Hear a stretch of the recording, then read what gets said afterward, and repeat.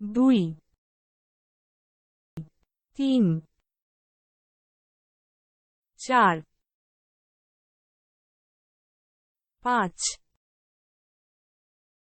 6 7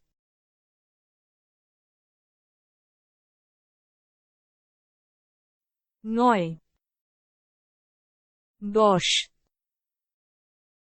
আমরা এখানে অনেকগুলো জ্যামিতিক চিত্র ব্যবহার করেছি, যেমন ত্রিভুজ, বর্গক্ষেত্র এবং আয়তক্ষেত্র।